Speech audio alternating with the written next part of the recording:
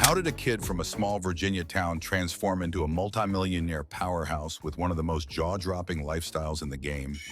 And more importantly, how much is Chris Brown actually worth in this year? In this exclusive deep dive, we're cracking open the vault of Breezy's life, his luxury real estate, his fleet of futuristic supercars, his wild business moves, and the personal stories that shaped it all. From the music to the mansions, from heartbreak to hustle, this is the full picture of a man who's still rewriting his legacy, one beat at a time. So buckle up, because once we go inside Chris Brown's world, you won't want to come back out.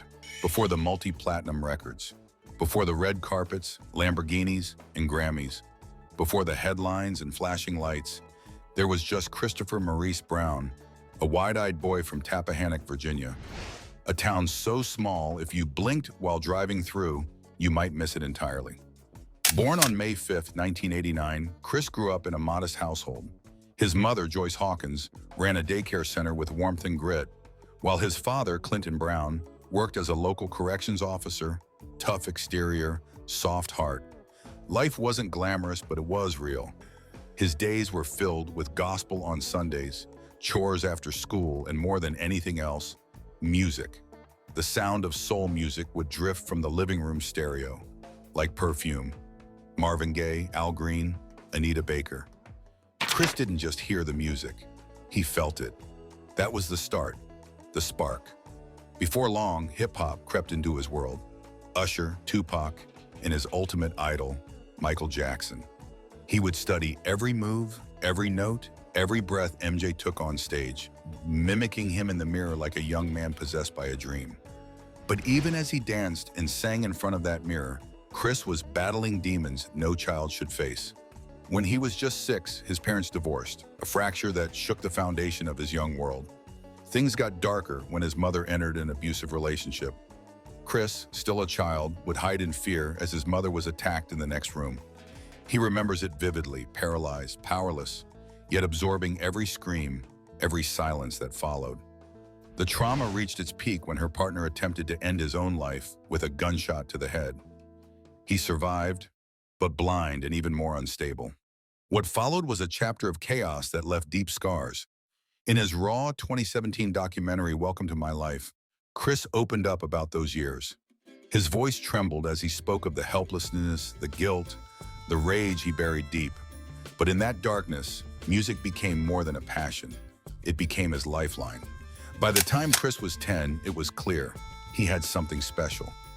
At 11, he shocked a summer camp audience with a full-throttle performance of Cisco's Thong Song. Yes, that song. Controversial choice for a kid? Absolutely. But what stuck with people was the confidence, the raw magnetism, and the vocal chops that seemed far beyond his age.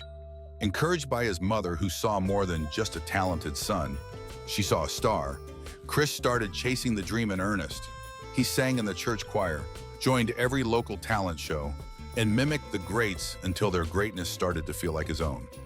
The hunger grew. His mom began driving him to auditions in larger cities, sometimes for hours, hoping someone would take notice. And one day someone did.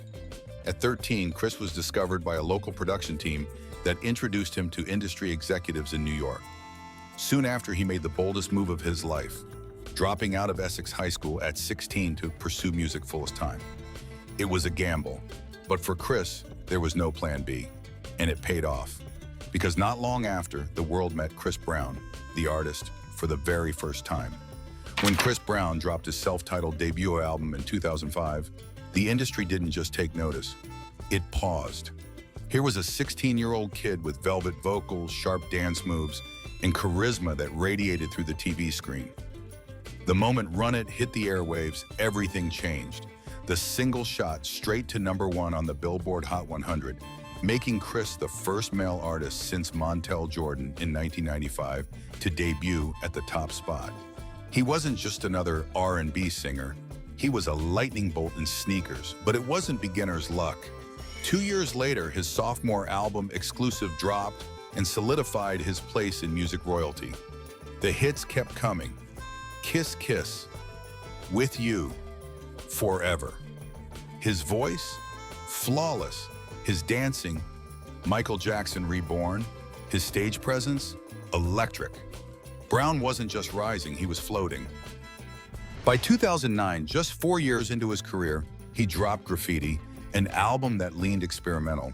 It may not have landed like the first two, but it laid the groundwork for the reinvention that would follow. Then came F.A.Me in 2011. The album title stood for Forgiving All My Enemies, and it roared onto the scene like a lion. It became his first Billboard 200 #1 album and won him his first Grammy Award for Best R&B Album.